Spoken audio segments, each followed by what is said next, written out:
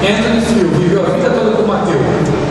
Não só ateu, o mais famoso ateu filósofo do século XX, mas morreu como cristão.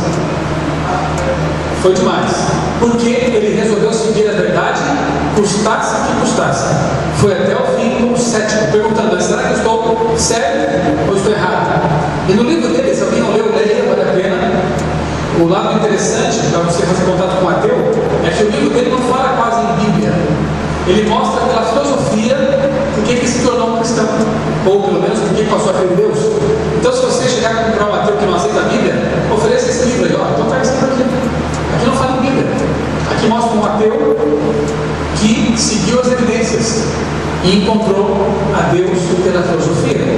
E ele conta o seguinte na página 154. Ele é o Flew. Minha jornada para a descoberta do divino tem sido até aqui uma peregrinação da razão, tá vendo?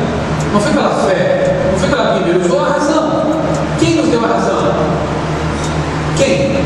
Deus. Portanto, a razão pode nos levar a Deus, se formos sinceros. É um instrumento que Deus nos deu. Só não chega lá quem se bloqueia. Eu não aceito. Então, mas ele não se bloqueou, né? Seguiu o argumento até onde ele me levou. E ele me levou a aceitar a existência de um ser autoexistente, imutável, imaterial, onipotente e onisciente. Quem é esse ser? A Deus bíblico. E ele chegou até ele pela razão. Dois argumentos principais que convenceram e converteram o Anthony Flew. O primeiro deles é chamado argumento cosmológico, ou seja, tudo que teve um começo deve ter uma causa. O universo teve um começo. Os cientistas dizem isso também. Então ele teve que ter uma causa poderosa, inteligente, porque planejou, não apenas trouxe a existência do universo, mas é um universo que funciona.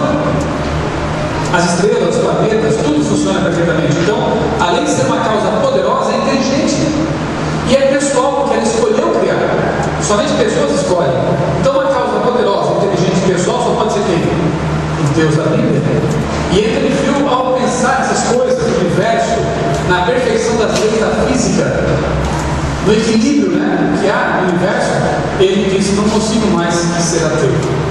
Mas houve um segundo argumento ainda mais poderoso que levou o Anthony Flew a se converter. Quando ele pensou na complexidade da vida, que é ainda mais complexa do que o próprio universo. Ao pensar no DNA, ao pensar na bioquímica do corpo humano, ele disse: não dá para isso ser fruto do acaso. Não tem como. O DNA é informação pura e muita informação específica. Como que eu posso conceber a ideia, pessoal, de que informação pudesse surgir do nada? Por exemplo, se eu dissesse assim para vocês: esse computador que está aqui na minha frente, os programas que há nele surgiram de instruções de uma fábrica de componentes eletrônicos. Você aceitaria isso? Jamais. A gente sabe que informação tem que ser adicionada. Por que ele funciona? Porque alguém inteligente projetou, adicionou informações e ele funciona com essas informações. Da mesma forma, só que de um nível de complexidade muito maior, o nosso DNA, o genoma humano, funciona com informações. Quem foi a fonte informante? Alguém muito mais inteligente do que nós próprios, porque ele nos criou. Deus. Devido a esses dois argumentos, basicamente, a complexidade do universo e da vida, Anthony Flew deixou de ser ateu. Ele foi um bom cético, seguiu as evidências até o fim e pagou um alto preço por isso. Que preço? Gente, uma carreira de uma vida toda. Ele tinha escrito vários livros antes, livros que até hoje são lidos nas universidades, defendendo o ateísmo. Mas assim, gerações de alunos que ele formou em filosofia, agora ele diz: eu sou um crente. Já pensaram? Alguns devem estar ficando louco, pirata, está velhinho. Agora, leia o livro dele. Uma pessoa pirata não escreve um livro como escritor. Tem que estar bem lúcido, não é? Quer dizer, quando as pessoas não conseguem rebater o argumento, rebatem a pessoa. Isso é ataque pessoal, né? É argumento contra a pessoa. Anthony Flew. Muito bem. Na Bíblia encontramos também também um cético sincero. E eu quero agora, no restante dessa minha palestra, desfazer uma injustiça histórica. Chamam esse homem de o discípulo incrédulo. Quem é? Tomé. Eu quero provar que ele não era incrédulo. Ele foi cético, isso sim, mas um bom cético, um cético sincero, não incrédulo, jamais. Pelo menos não na concepção que nós temos hoje, né? Então veja, Tomé era um dos 12, né, discípulos. Ele é mencionado 11 vezes no Novo Testamento, mas os mais famosos, né? Não está ali entre João, Pedro e Tiago. Era um dos 12, mas não tão famoso. A palavra Tomé significa gêmeo, o nome dele era gêmeo, curioso. Agora, ele é tido como medroso, incrédulo. Eu acho que isso não é justo e quero mostrar para vocês por que eu acho isso. O dia da ressurreição, como vocês sabem, foi marcado por emoções muito intensas, né? Os discípulos não sabiam o que estava acontecendo. Jesus, o mestre, tinha morrido. Para onde eles iriam agora? E no fim da tarde, os discípulos estavam lá numa casa, trancados, porta trancada, porque eles não criam na ressurreição de Cristo e estavam com medo de ser presos também, como cúmplices de Jesus. Até que em dado momento, vamos ver a Bíblia, o que acontece? Abra a Bíblia em João, capítulo 20. Vamos deixar que o apóstolo João conte para nós a história do que aconteceu naquele dia triste. Ali, quando os discípulos estavam trancados, morrendo de medo dos líderes judaicos. João capítulo 20, vamos ler dos versos 19 a 25 agora. Ao cair da tarde daquele dia, o primeiro dia da semana, portanto era um domingo, né? Estavam trancados não para celebrar o culto, mas com medo de ser mortos. O primeiro dia da semana, estava aqui, verso 19: trancadas as portas da casa onde estavam os discípulos com medo dos judeus, veio Jesus, pôs-se no meio deles e disse-lhes: paz seja convosco. E dizendo isso, lhes mostrou as mãos e o lado. Alegraram-se, portanto, os discípulos ao verem o Senhor. Disse-lhes, pois, Jesus outra vez: paz seja convosco. Assim como o Pai enviou, eu também os envio. E havendo dito isso, soprou sobre eles e disse-lhes: recebei o Espírito Santo. Se de alguns perdoardes os pecados, são-lhes perdoados. Se lhes retiverdes, são retidos. Ora, Tomé, um dos 12, chamado Dídimo, não estava entre eles quando veio Jesus. Disseram-lhe então os outros discípulos: vimos o Senhor. Mas ele respondeu: se eu não vir nas suas mãos o sinal dos cravos, e ali não puser o dedo, e não puser a mão no seu lado, de modo algum acreditarei. Olhe para cá agora, não leio o resto da história, nós vamos ler depois, daqui a pouquinho. Tomé impôs uma condição, né? Ele não falou: não vou crer de jeito nenhum. O que ele disse? Se eu não vir e não tocar, eu não vou crer. Ele era cético. Queria evidências. Ele não estava entre os 11 ou 10, Judas já tinha se enforcado. Ele não estava ali entre os 11 naquele momento, entre os 10 que ficaram no cenáculo, né? Eles viram, mas eu não vi. Eu também quero ver. Ele podia aceitar o testemunho dos seus amigos? Podia. Mas que mal existe em você querer ver com os próprios olhos? Eu não vejo isso como uma coisa totalmente negativa, né?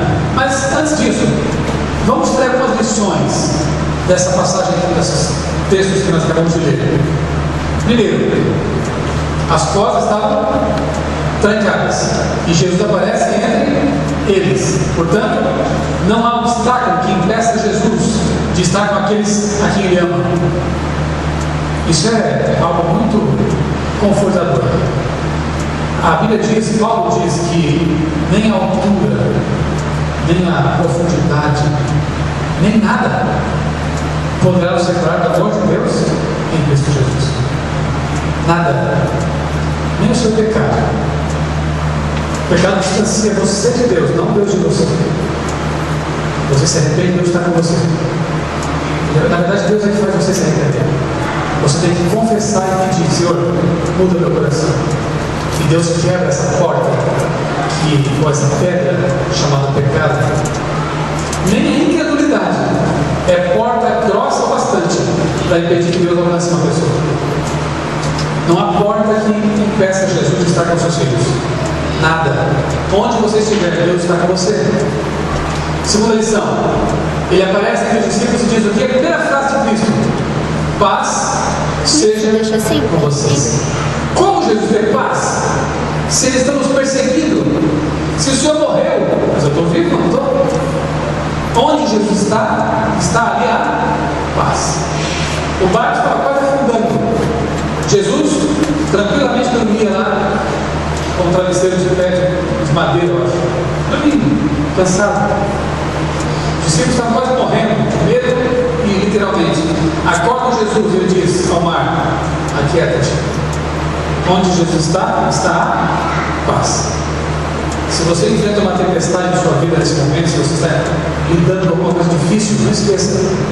Se você convidar Jesus para estar com você, ainda que caia tudo ao seu redor, Ele promete que a paz vai vir ao seu coração.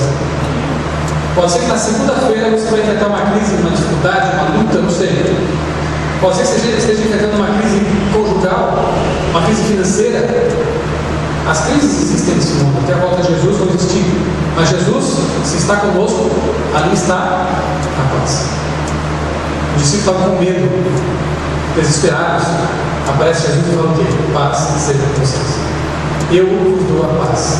A minha paz vos dou. Não a paz do mundo, porque a paz do mundo é a ausência de problemas. A paz de Cristo é mesmo com problemas, sinto paz. Porque Ele caminha comigo. No vale da morte eu posso até caminhar com Ele, mas Ele vai comigo, me acompanha. Essa é a paz que o mundo não entende. Como você pode estar em paz, está desempregado? Mas eu estou em paz, porque eu tenho um Deus maravilhoso. Jesus está na minha vida, Ele traz a paz de que eu preciso. Se você não vive isso, não experimenta isso, busque Deus. Peça a Jesus a paz que Ele oferece. Ele dá a paz. Terceira lição: o Espírito Santo que Jesus envia nos dá alegria, esperança e coragem. Qual é a prova disso? A prova disso é que, ao Jesus soprar simbolicamente o seu Espírito sobre os discípulos, dali a poucos dias, o Pedro, que estava lá tremendo de medo, saiu para pregar na praça de Jerusalém. E 3.000 pessoas se converteram.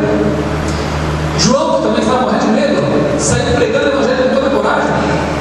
E mais 5.000 se converteram depois. E o Pedro medroso aceitou ser crucificado de cabeça para baixo, segundo a tradição. Onde estava o medo agora? Não há medo quando o Espírito Santo está presente. Não há medo. O amor de Deus lança fora o medo. Se Deus está presente, por que ter medo? Qual o tamanho do seu Deus? Olha o Deus que Anthony Flew descobriu, o Criador do universo, o Criador da vida. E você vai ter medo do que pode fazer mal? Nem a morte deve nos trazer medo, porque ela é passageira. Deus é maior que a morte, Ele venceu a morte. Então, se Deus está presente, Deus, o Espírito Santo está conosco, nós temos alegria na tristeza, nós temos coragem mesmo tendo medo, nós temos esperança mesmo que tudo esteja escuro ao nosso redor. Mas como que eu posso ter alegria se o mundo é tão triste? Porque o fruto do Espírito é amor, alegria, paz. Não é você que opera isso, Deus opera em você. Quando vamos aprender isso? De que por nós mesmos não podemos nada. Não podemos ser santos, não podemos ser perfeitos em Cristo, não podemos ser vitoriosos, não podemos ser felizes. Mas quando Deus está presente, eu posso ser santo, eu posso ser feliz, eu posso ser perfeito em Cristo. Ainda que eu tenha muitas coisas para vencer, mas em Cristo eu posso ser perfeito. Lindo isso, né? Nós temos que entender isso, é tão fácil quanto difícil. Difícil porque temos que nos render, temos que parar de lutar. E fácil porque é Deus que faz isso, não somos nós que fazemos. Agora sim, vou deixar vocês lerem o fim da história comigo. Volte a João capítulo 20. Vamos ver o desenrolar dos fatos, ali nos versos 24 até 29. Nós deixamos o Tomé dizendo o que mesmo? Se eu não vir, se eu não tocar, eu não vou crer. É um bom cético, né? Aí o que diz aqui o relato? Passados 8 dias, estavam outra vez ali reunidos seus discípulos, e Tomé, agora sim, com eles, estando as portas de novo trancadas,